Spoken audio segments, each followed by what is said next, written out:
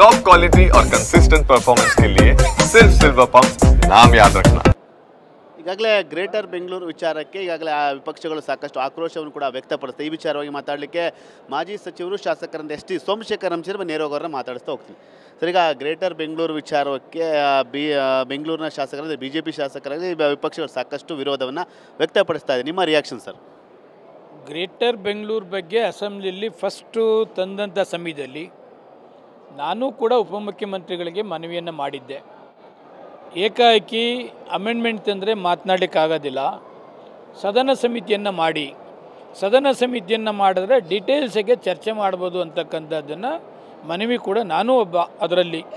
ಅದ್ರ ಪ್ರಕಾರ ಅವರು ಸದನ ಸಮಿತಿಯನ್ನು ಮಾಡಿದರು. BJP, JDS, ಕಾಂಗ್ರೆಸ್ ಎಲ್ಲ ಸೇರಿ ಆ ಕಮಿಟಿಗೆ ಮಾಡಿದರು. ಸುಮಾರು 15-16 ಕಮಿಟಿಯನ್ನು ಡೀಟೇಲ್ಸಾಗೆ ಚರ್ಚೆ ಮಾಡಿದ್ದಾರೆ. ಬೃಹತ್ ಬೆಂಗಳೂರು ನಗರ ಪಾಲಿಕೆಯನ್ನು ಗ್ರೇಟರ್ ಬೆಂಗಳೂರು ಮಾಡಿದ್ರೆ ಅನುಕೂಲ ಏನು, ಅನಾನುಕೂಲ ಏನು, ಅದೆಲ್ಲವನ್ನು ಕೂಡ ಬಹಳ ಡೀಟೇಲ್ಸಿಗೆ ಚರ್ಚೆ ಮಾಡಿದ್ದೇವೆ. ಜೊತೆಗೆ 8 ಡಿವಿಷನ್ನಿಂದ ಬೆಳಗ್ಗೆ ಒಂದು, ಸಾಯಂಕಾಲ ಒಂದು ಎಲ್ಲ ಲೀಡಿಂಗ್ ನ್ಯೂಸ್ ಪೇಪರ್ನಲ್ಲಿ ಅಡ್ವರ್ಟೈಸ್ಮೆಂಟ್ ಮಾಡಿ ಸಾರ್ವಜನಿಕರ ಒಪಿನಿಯನ್ನು ಕೂಡ ಕೇಳಿದೆ.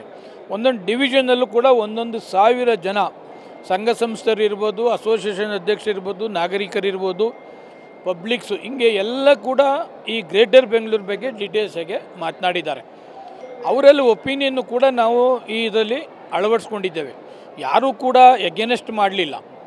ಏನೆಲ್ಲ ಮಾಡ್ಬೋದು, ಸಾರ್ವಜನಿಕರಿಗೆ ಅನುಕೂಲ ಏನು ಮಾಡ್ಬೋದು ಅದನ್ನೆಲ್ಲವನ್ನು ಕೂಡ ಅದರಲ್ಲಿ ಅಳವಡಿಸ್ತಕ್ಕಂಥದ್ದಕ್ಕೆ ಮಾಡಿ ಅಂತಕ್ಕಂಥದ್ದು ಕೂಡ ಅವರುತ್ತೆ.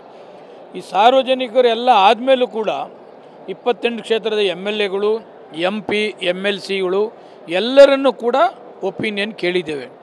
ಅಡ್ವೊಕೇಟ್ ಜನರಲರು ಕೂಡ ಸುಮಾರು 3-4 ಗಂಟೆ ಕುಳಿತು ಈ ಗ್ರೇಟರ್ ಬೆಂಗಳೂರಿನ ಪ್ರತಿಯೊಂದನ್ನು ಕೂಡ ಲೀಗಲ್ ಒಪಿನಿಯನ್ ಏನಿದೆ ಅಂತಕ್ಕಂಥದ್ದನ್ನು ಕೂಡ ಅವರು ಕೂಡ ಸ್ಟಡಿ ಮಾಡಿದ್ದಾರೆ.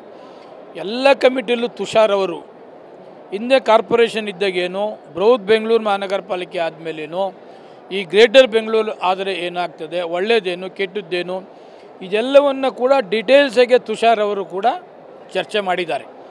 ಇಷ್ಟೆಲ್ಲ ಚರ್ಚೆ ಮಾಡಿ BJPಯವರು ಕೂಡ ಅವರ MLA, MLCಗಳನ್ನ ಕಮಿಟಿ ಕೊಟ್ಟಿದ್ದಾರೆ. JDSನವರು ಕೂಡ MLA, MLCಗಳನ್ನ ಕಮಿಟಿ ಕೊಟ್ಟಿದ್ದಾರೆ. BJP, ಕಾಂಗ್ರೆಸ್ನವರು ಕೂಡ ಕಮಿಟಿ ಕೊಟ್ಟಿದ್ದಾರೆ. ಇದೆಲ್ಲ ಚರ್ಚೆ ಆದಮೇಲೆ ಅದು ಅಸೆಂಬ್ಲಿಗೆ ಬಂದಿದೆ. ಅಸೆಂಬ್ಲಿಗೆ ಬಂದಾದಮೇಲೆ ಬೆಂಗಳೂರು ಹೊಡಿತಾರೆ, ಬೆಂಗಳೂರು ಡಿವೈಡ್ ಆಗ್ತದೆ ಅಂತಕ್ಕಂಥದ್ದು ಅದಕ್ಕೆ ಫಸ್ಟು ಅಸೆಂಬ್ಲಿಗೆ ಬಂದಂಥ ಸಮಯದಲ್ಲೇ ಇದನ್ನು ಗ್ರೇಟರ್ ಬೆಂಗಳೂರು ಮಾಡ್ತಕ್ಕಂಥದ್ದಕ್ಕೆ ಸದನ ಸಮಿತಿಯನ್ನು ಮಾಡಲೇಬಾರ್ದು, ನೀವು ಇದನ್ನು ತರಲೇಬಾರ್ದು ಅಂತ ಅವಾಗ ಹೇಳಿದರೆ ಈ ಸದನ ಸಮಿತಿ ಆಗ್ತಾ ಇರಲಿಲ್ಲ.